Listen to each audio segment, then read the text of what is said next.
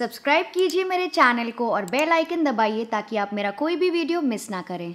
तो इन बढ़िया से फ्लेवरफुल और स्मोकी तंदूरी मोमोज़ को परोसेंगे गर्मा गर्म अपनी फेवरेट मोमोज़ चटनी या फिर हरी चटनी के साथ और इन्जॉय करेंगे इसे इस बढ़िया से बारिश के मौसम में। हेलो फ्रेंड्स, कैसे हो आज आप सब लोग। आज मैं आपको एक और हाईली रिक्वेस्टेड रेसिपी बताने जा रही हूँ जो कि आजकल काफ़ी जगह मिल जाती है और ये ना काफ़ी फ़ैशन में भी आ गई है, या फिर मैं फ़ैशन नहीं कहूँगी, काफ़ी ज़्यादा ट्रेंड में है। जी हाँ, मैं बात कर रही हूँ तंदूरी मोमोज़ की। तो आज हम ये स्मोकी फ्लेवरफुल चटपटे मसालेदार तंदूरी मोमोज़ घर पे बनाएंगे, वो भी बिना किसी तंदूर के या फिर ओवन के। तो चलिए देखते हैं कैसे बनाते हैं ये बढ़िया से तंदूरी मोमोज़ घर पे।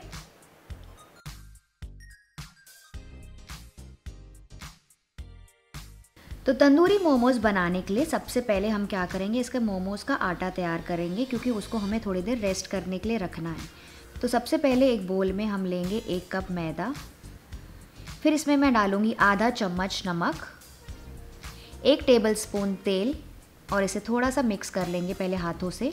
और उसके बाद मैं इसमें थोड़ा थोड़ा पानी ऐड करती जाऊँगी और इसका आटा गूँथ लूँगी।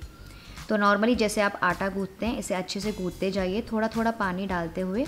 ध्यान रखिए बहुत ज़्यादा नरम भी नहीं होना चाहिए और बहुत ज़्यादा कड़क भी नहीं होना चाहिए।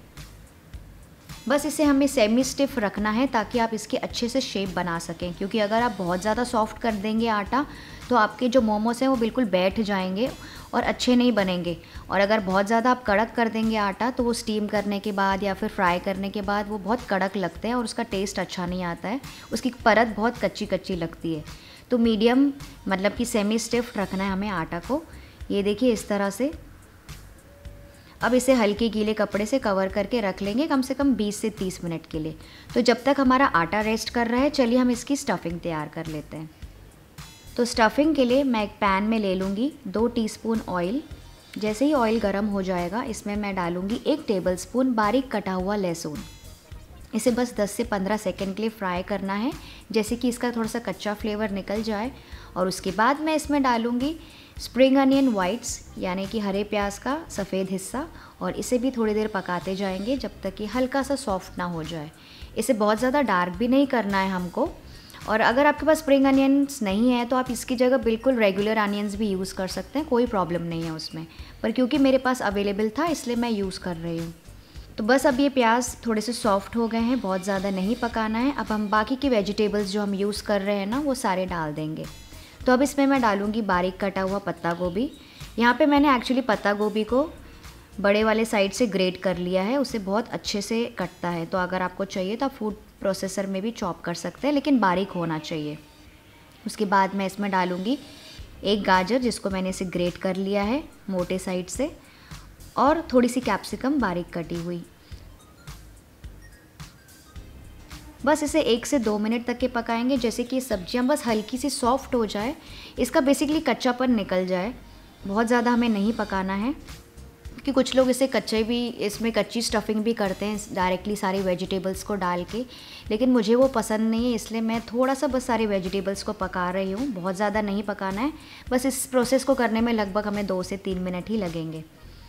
तो बस अब इसमें डालेंगे नमक, आधा टीस्पून काली मिर्ची का powder, 2 teaspoon soya sauce, 1 teaspoon vinegar, आप चाहें तो लेमन जूस भी यूज़ कर सकते हैं।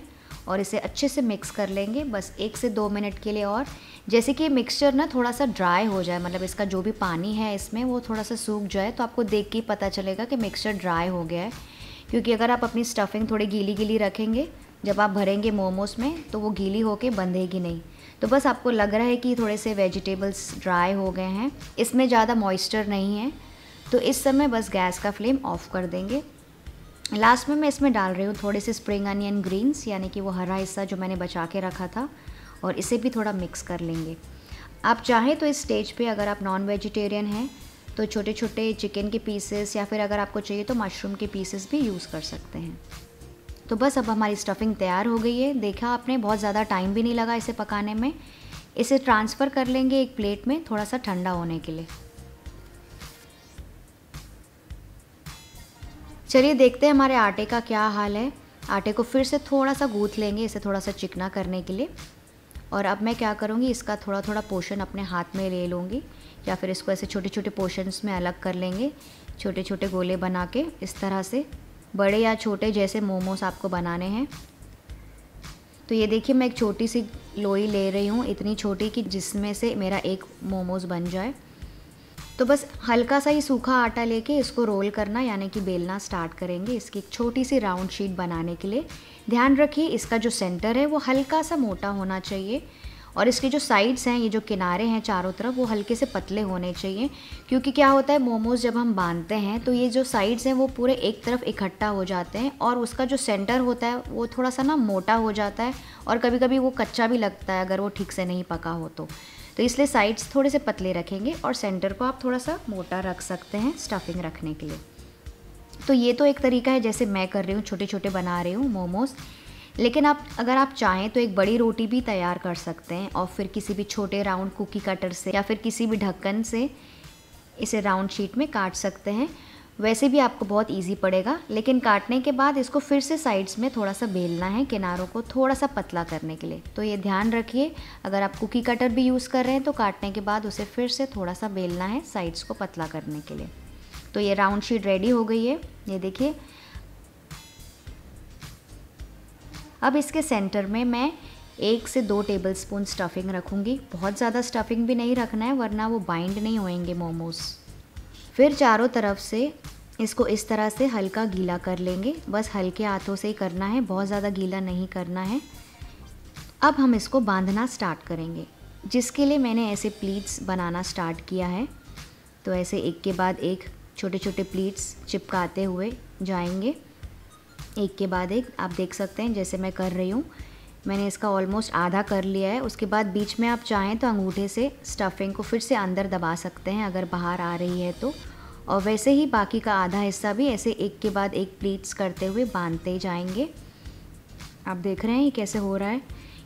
और फिर जब चारों तरफ प्लीट्स बन जाए, फिर इन सारी चीज़ों को मैं एक तरफ इकट्ठा कर लूँगी, यानी कि ये सारे डिज़ाइन को मैं इसे सेंटर में लेके आ जाऊँगी अपने हाथों से इस तरह से, नॉर्मली जैसे आप मोदक बनाते हैं। फिर इसे सेंटर में ऐसे पिंच कर लीजिए इकट्ठा करके, जैसे इसका एक अच्छा सा शेप आ जाए। ये देख सकते हैं आप इस तरह से। तो मेरा ये एक मोमो तैयार हो गया है। इसी तरह से हम बाकी के मोमोज़ भी तैयार कर लेंगे। अब ये सारे मोमोज़ रेडी हो गए हैं, ये मेरा बैच रेडी हो गया। आप देख सकते हैं कि कितना सुंदर बैच बना है और बहुत अच्छे से डिज़ाइन बनी है, सब एक समान लग रहे हैं। अब आपके पास ऑप्शन है, या तो आप इसको स्टीम कर सकते हैं या तो आप उसको फ्राई कर सकते हैं। मैंने पहले भी एक वीडियो बनाया है मेरे इंग्लिश चैनल में, जिसमें कि मैंने ये वेज मोमोज़ को स्टीम किया है। अगर आप चाहें तो आप वो भी देख सकते हैं, उसका लिंक मैं डिस्क्रिप्शन बॉक्स में दे दूँगी। लेकिन आज मैं इनको फ्राई करूँगी। तो यहाँ पे मैंने तेल गरम कर लिया है मीडियम हाई फ्लेम पर। अब एक एक करके हम इसमें फ्राई करते जाएंगे हमारे मोमोज़ को।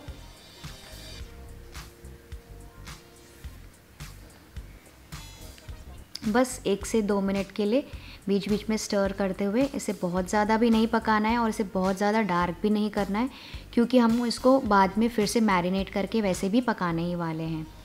तो बस इसे हल्का हल्का ऐसे हिलाते हुए इसको फ्राई कर लीजिए। तो जब तक ये फ्राई हो रहे हैं, अब मैं आपको एक बात बता देती हूँ। मोमोज़ का ओरिजिन एक्चुअली नेपाल, सिक्किम और तिब्बत में हुआ था और ओरिजिनली ये व्हीट फ्लावर से बनाए जाते हैं बहुत सारे प्रकार के फिलिंग के साथ, और उनकी फिलिंग भी बहुत हेल्दी होती है। और फिर एक्चुअली तो इनको स्टीम किया जाता है क्योंकि ये उनके लिए बहुत हेल्दी स्नैक था। लेकिन आजकल आप देख सकते हैं कि हम इसे पैन फ्राई, डीप फ्राई, जैसे मर्जी हम वैसे मोमोज़ बनाते हैं।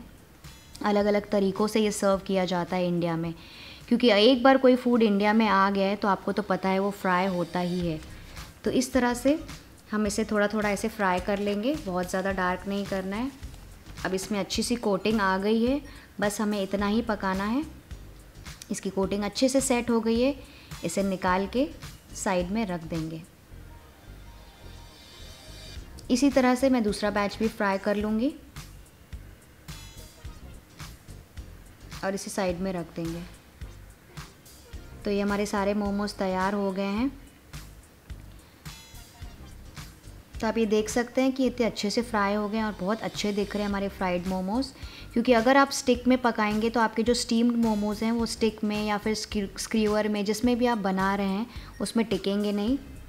इसलिए मैंने आज फ्राई किया है। आज वैसे भी हम पैन में बनाने वाले हैं, लेकिन फिर भी मैं आपको बता दूंगी कि अगर आपको स्टिक में बनाना है या फिर स्क्यूअर में बनाना है तो कैसे बनाए जाते हैं। तो चलिए बढ़ते हैं हम मैरिनेशन की तरफ। तो तंदूरी मैरिनेशन बनाने के लिए सबसे पहले एक बोल में मैं ले लूँगी आधा कप गाढ़ी दही। इसमें मैं डालूँगी 3 टेबलस्पून बेसन, आधा टीस्पून नमक, आधा टीस्पून काली मिर्ची का पाउडर, 1 टीस्पून लाल मिर्ची का पाउडर, आधा टीस्पून जीरा पाउडर, आधा टीस्पून गरम मसाला, आधा टीस्पून चाट मसाला, थोड़ा सा लेमन जूस, आप चाहें तो यहाँ पे आमचूर का पाउडर भी यूज़ कर सकते हैं, 1 टीस्पून जिंजर गार्लिक का पेस्ट। नेक्स्ट मैं डालूँगी थोड़ी सी फ्रेश धनिया, और फिर ये मेरे पास कसूरी मेथी है, इसको मैं अपने हाथों से क्रश करके ऐसे डालूँगी, इससे बहुत ही अच्छा फ्लेवर आता है। और फिर डालेंगे पिंच ऑफ फूड कलर, यानी कि ये एडिबल फूड कलर है, रेड कलर का। ये ऑप्शनल है, लेकिन इसको अच्छा कलर देने के लिए मैं डाल रही हूँ। और लास्ट में डालेंगे 2 टेबलस्पून तेल। इन सारी चीज़ों को अच्छे से मिक्स कर लेंगे। आज मैं यहाँ पे रेगुलर ऑयल यूज़ कर रही हूँ, पर अगर आपको एकदम ऑथेंटिक फ्लेवर चाहिए ना तो आप यहाँ पे मस्टर्ड ऑयल यूज़ कीजिए, यानी कि सरसों का तेल यूज़ कीजिए। बस उसको अच्छे से स्मोकी पॉइंट तक के गरम कर लीजिए और फिर हल्का सा ठंडा होने के बाद इसमें ऐड कर दीजिए। तो अब ये स्मूथ मैरिनेट तैयार हो गया। आप देख सकते हैं कितना अच्छा बना, इसका कलर भी बहुत ही बढ़िया आया है। अब इसमें हम सारे मोमोज़ डाल देंगे एक एक करके। ध्यान रखिए, इसे धीरे धीरे डालिए, जेंटली डालिए, नहीं तो ये टूट जाएंगे। और फिर आप इसको हल्के हाथों से अगर आपको चाहिए या फिर किसी स्पैचुला से अच्छी तरह से कोट कर लीजिए, जैसे सारे मोमोज मसाले से अच्छी तरह से कोट हो जाएं और टूटे भी ना। तो ध्यान रखिए, इसे धीरे धीरे ऐसे कोट करते जाइए मसालों के साथ। ये देखिए कितने अच्छे से कोट हो गया ये हमारा मोमो। अब मैं क्या करूँगी, इसके बीच में ना थोड़ा सा स्पेस बना लूँगी। तो यहाँ पे मैंने सारे मोमोज़ को साइड में रख दिए, बीच में थोड़ी सी जगह बना ली है। और यहाँ पे मैं रखूँगी एक छोटा सा पीस एल्यूमिनियम फॉइल का। आप चाहें तो यहाँ पे छोटी स्टील की कटोरी भी रख सकते हैं। और यहाँ पे आप देख सकते हैं मैंने पहले से ही एक छोटा टुकड़ा कोयले का पूरी तरह से गर्म होने के लिए रख दिया है। ये एकदम अच्छी तरह से गर्म हो गया है कोयला, और ये काफ़ी सफ़ेद भी हो गया, मतलब ये अच्छी तरह से गर्म हो गया है। अब हम क्या करेंगे, इस कोयले को उठाकर इस फॉइल के ऊपर रख देंगे। और जैसे ही आप फॉइल के ऊपर कोयला रखेंगे, उसके बाद मैं इसमें डालूँगी 1 टीस्पून घी। और घी डालने के बाद आप तुरंत देख सकते हैं कि कितना अच्छा सा धुआं उठ रहा है। ये धुआं को हमको बिल्कुल भी वेस्ट नहीं करना है फ्रेंड्स, तो इसे तुरंत ढक्कन लगा दीजिए। ये देखिए मैंने इसमें ढक्कन लगा दिया, क्योंकि इसका जितना भी धुआं है जो कोयले से निकल रहा है वो पूरा इसके अंदर ही रह जाए, बोल के अंदर, और सारे मोमोज में इसका अच्छा सा तंदूरी फ्लेवर आ जाए। ऐसे करने से हमारे मोमोज में बहुत ही बढ़िया स्मोकी फ्लेवर भी आएगा और वो भट्टी वाला फ्लेवर आएगा, नॉर्मली जो हम घर में नहीं कर सकते हैं, क्योंकि आज हम इसको ओवन में नहीं पकाने वाले हैं और ना ही हमारे पास घर में तंदूर है। तो इसे ऐसे ही छोड़ देंगे कम से कम 5 से 8 मिनट के लिए, या जब तक कि धुआं बंद ना हो जाए। अब ढक्कन हटाकर चेक करते हैं। आप देख सकते हैं कि इसका पूरा धुआं ख़त्म हो गया है और इस समय बहुत ही अच्छी खुशबू आ रही है इसमें से मेरे घर में कोयले की, और जो भी हम लोग ने फ्लेवर किया था इसमें मसालों का। तो बस अब कोयला हटा देंगे। अब एक पैन में 1 टीस्पून तेल मैं गरम कर लूँगी। आप चाहें तो यहाँ पे थोड़ा सा घी भी डाल सकते हैं। और फिर हम इसमें डालेंगे एक एक करके सारे मोमोज़। तो यहाँ पे मैं एक एक करके सारे मोमोज़ डाल रही हूँ। ध्यान रखिए गैस का फ्लेम एकदम हाई होना चाहिए इस समय। तो इसे पकाते जाएंगे बीच बीच में पलटते हुए, या फिर आप चाहें तो पैन को ऐसा स्टर करते हुए भी हाई फ्लेम पर पका सकते हैं, नॉर्मली जैसे चाइनीज़ पकाया जाता है।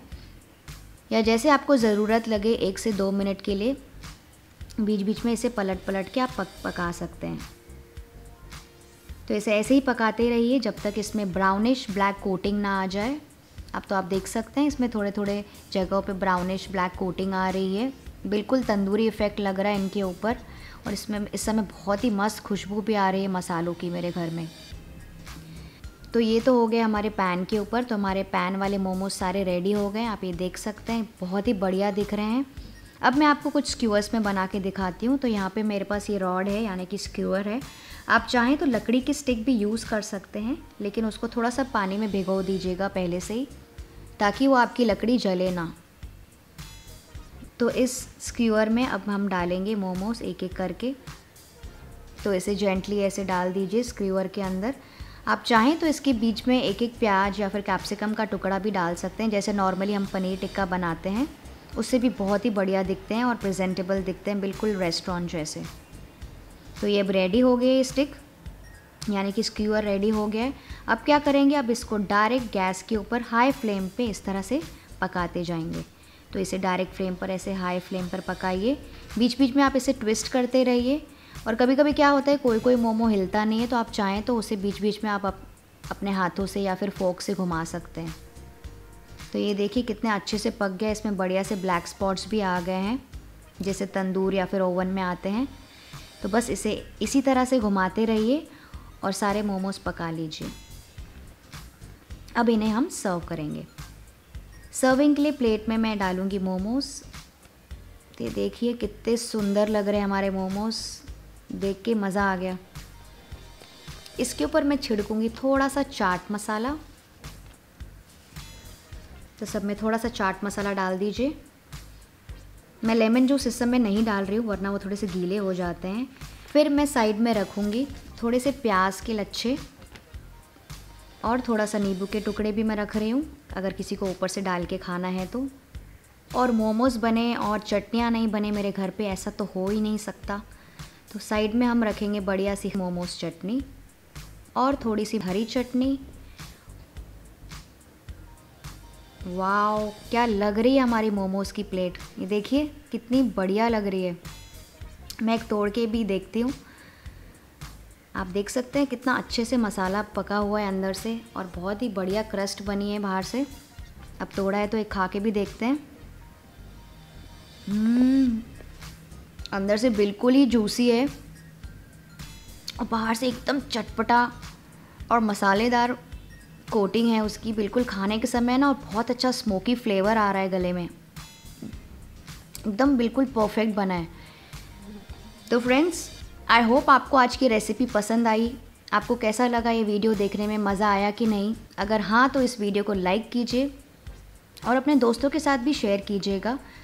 और आप भी इस रेसिपी को ट्राई करके मुझे कमेंट करके बताइए कि आपको आज की रेसिपी कैसे लगी, आप लोगों ने कैसे बनाया इसे, आप लोगों ने स्टीम किया या फिर फ्राई किया, मुझे कमेंट करके ज़रूर बताइएगा। मैं आपसे मिलती हूँ एक और रेसिपी के साथ, तब तक के अपना ख्याल रखिएगा। Bye bye.